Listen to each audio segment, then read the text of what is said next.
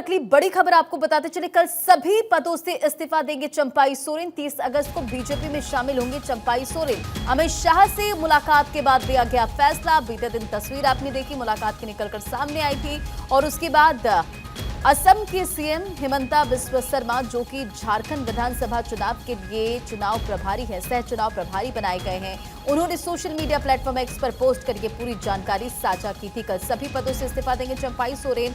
Shivraj Singh Chauhan CM Himanta की मौजूदगी में बीजेपी में शामिल होंगे चंपाई सोरेन। तो ये बड़ी खबर आपको बता रहे, रांची बीजेपी कार्यालय में कल दिलाई जाएगी सदस्यता। 30 अगस्त को दिलाई जाएगी सदस्यता और शिवराज सीएम हिमंता की मौजूदगी में बीजेपी का दामन थामेंगे पूर्व सीएम चंपाई सोरेन। तो देखिए, गृह मंत्री अमित शाह से मुलाकात हुई थी, बीते दिन मुलाकात की वो तस्वीरें आपने देखी और अब ये बड़ी जानकारी। सुरक्षा में भी इजाफा किया गया है, Z+ सिक्योरिटी। तो हेमंत सोरेन की पार्टी झारखंड मुक्ति मोर्चा से बगावत करने वाले चंपाई सोरेन के बागी होने से आखिर बीजेपी, देखिए, आगामी विधानसभा चुनाव में फायदा हो सकता है।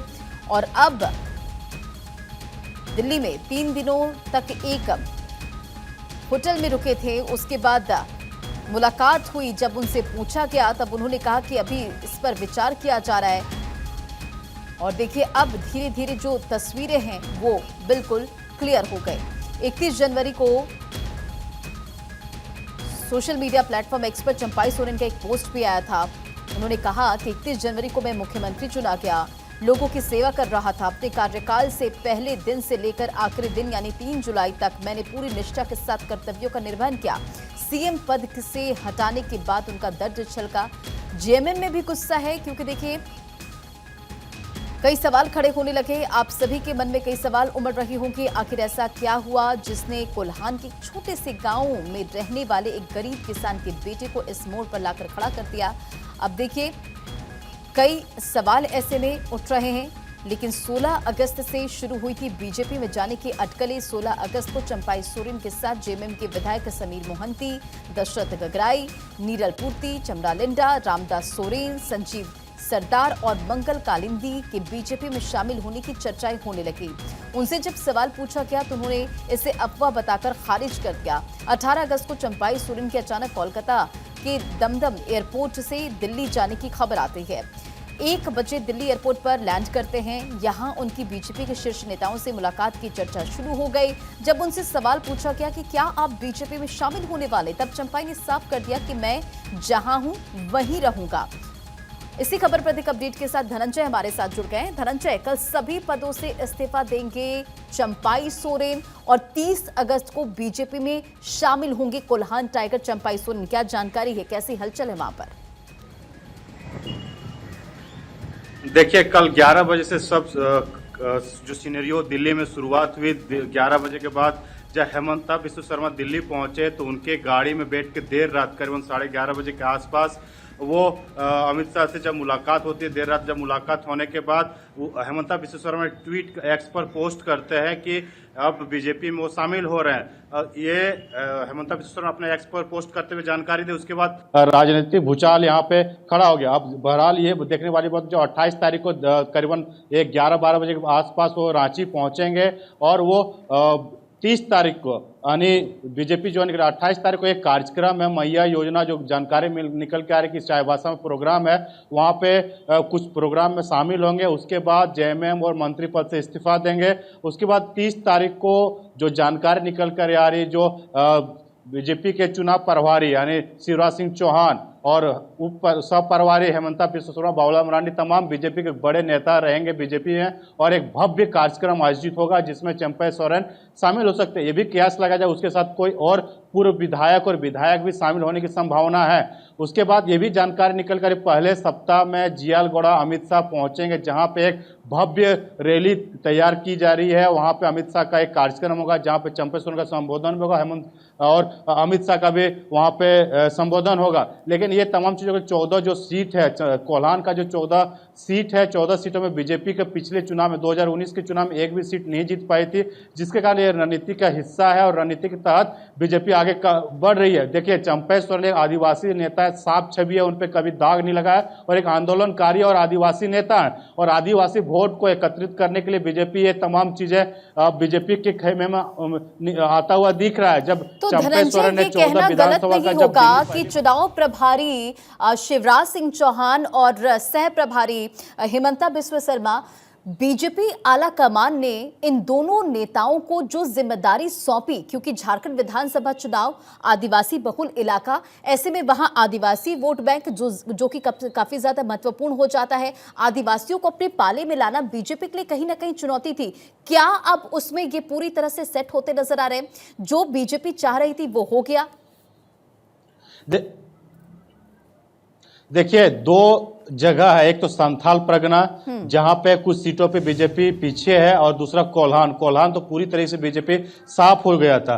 वही सीट को वापस पाने के लिए तमाम रणनीति का हिस्सा है और अमित शाह और देखिए चाणक्य कहे जाते हैं राजनीति के। और दूसरी बात है, अब एमपी के पूर्व मुख्यमंत्री और केंद्रीय मंत्री शिवराज सिंह चौहान, वो मुख्यमंत्री 5 बार रहे हैं और 5 बार जिस तरह से एमपी में वहां पे सीट जिताया था, वो रणनीतिकार जब बीजेपी झारखंड में अपनाना चाहती है। दूसरी बात, नॉर्थ ईस्ट में जिस तरह से बीजेपी के वहां पे नेताओं का एक कद बढ़ा है नॉर्थ ईस्ट में, चाहे असम हो, त्रिपुरा हो या मणिपुर, तमाम जो जगह पे हेमंता बिस्वा शर्मा जिस तरह से लीड करते हुए बीजेपी को वहां जीत दिलाई है, उसी के मद्देनजर झारखंड में चुनाव 2019 में हारे थे और 2024 में 2 महीने के बाद चुनाव होने हैं। उन तमाम रणनीति का हिस्सा है कि दोनों गद्दावर नेताओं को बीजेपी ने कमान संभाला और वो रणनीति का हिस्सा। देखिए, हेमंता बिस्वा शर्मा से पहले बीजेपी का जो दल था झारखंड में एक ड्राई जोन में चला गया था, वो उतना उत्साहित नहीं था। जब बीजेपी ने दोनों नेताओं को कमान संभाला, तब से युवाओं में एक खासा उत्साह जोश दिखा जा रहा है और ये झारखंड की राजनीति पे भी देखने को मिल रहा है, जिससे जो पक्ष पार्टी है वो भी रणनीति बनाने को तैयार मजबूर हो गए। लेकिन यही हिस्सा है कि चंपा सोरेन को जब बीजेपी में शामिल हो जाएंगे 30 तारीख को, तो 14 सीटों में लगभग ज्यादा से ज्यादा सीटें वो जीतने की कोशिश करेंगे और कोशिश ये भी होगी कि तमाम सीटें जो कोल्हान के आदिवासी जो सीट बहुल सीट है, उन सीटों को उनको मुख्य तौर पे स्टार प्रचारक के रूप में उनको उतारा भी जाएगा चंपा सोरेन को, और अच्छा पोस्ट भी बीजेपी की तरफ से उनको दिया जा सकता है। और एक तरह से कोल्हान के जो 14 सीटों में वो एक सर्वेक्षण कर रहे थे। जब चंपा सोरेन पहली बार जब दिल्ली गए थे, दिल्ली से जब वापस आए थे, कार्यकर्ताओं से बात किया, पहले 14 विधानसभा का दौरा किया, एक एक लोगों से एक एक विधानसभा में बात किया, उसके बाद अब निर्णय लिया कि वो बीजेपी में शामिल होंगे। उसी दौरान तमाम जब घटनाक्रम हुई, उसके बाद वो कोलकाता निकलते हैं, कोलकाता से दिल्ली जाते हैं और हेमंता बिस्वा शर्मा जब रांची में थे, रांची से सीधे वो दिल्ली पहुंच जाते हैं और दिल्ली पहुंचने के बाद दोनों की बातचीत होती है। बातचीत होने के बाद वो अमित शाह से मुलाकात करते हैं, उनके बेटा बाबूलाल जो सोरेन है वो भी मुलाकात करते हैं। देखिए, बाबूलाल सोरेन को जो है उनको भी टिकट दिलाने की कोशिश की जा रही है चंपा सोरेन की तरफ से कोल्हान में। तमाम रणनीति का हिस्सा है। बहरहाल अब देखने वाली बात होगी जब चुनाव होगा तो चंपा सोरेन के जब बीजेपी में शामिल होते हैं कितना फायदा मिल पाता है, क्योंकि चंपा सोरेन वहां का जो कोल्हान का टाइगर कहा जाता है और टाइगर कितना उस बीजेपी कारगर साबित हो। 2024 में क्या बीजेपी को सरकार बनाने में लाभ पहुंचा पाते हैं, यानी देखने वाली बात होगी। धनंजय, बिहार झारखंड बंटवारे में शिबू सोरेन के साथ चंपाई सोरेन ने एक अहम भूमिका निभाई थी।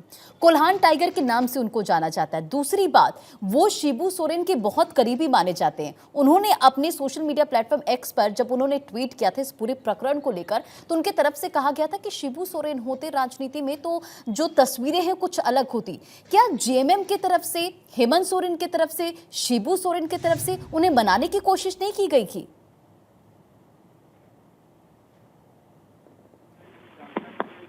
जो आया था, जो पार्टी है पार्टी की तरफ से देखा जाना चाहिए जो आला नेता से हम बात कर रहे हैं। ठीक है, आपसे फिर से जुड़ने की कोशिश करेंगे, लेकिन सबसे पहले देखिए अपडेट देते चले इस पूरे मामले को लेकर।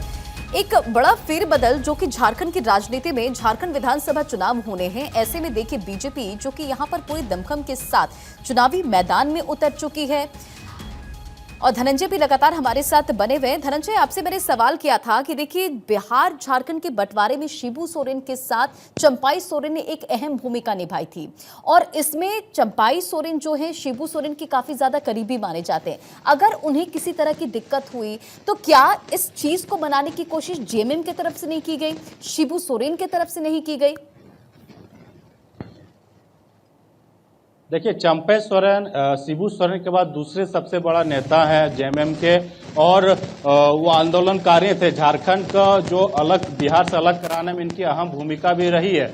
और जब ये बात जो घटनाक्रम हुई, जब आनंद फानन में उनको मुख्यमंत्री पद से हटा दिया गया, तब से नाराज हो गए। उसके बाद उनसे मिथिलेश ठाकुर, उसी दिन जब बैठक हो रही थी विधायक दल में और ये निर्णय लिया गया था कि चंपे सोरेन को मुख्यमंत्री से हटाया जा रहा है, तो आधा बैठक से वो बाहर निकल गए थे और अपने आवास चले गए थे मोराबादी स्थित। उसी समय मिथिलेश ठाकुर जो सरकार में मंत्री, उनकी आवाज पहुंचते हैं और वो आनंद फानन में डैमेज कंट्रोल की कोशिश करते हैं ठीक हो जाए, लेकिन वो नहीं हुआ।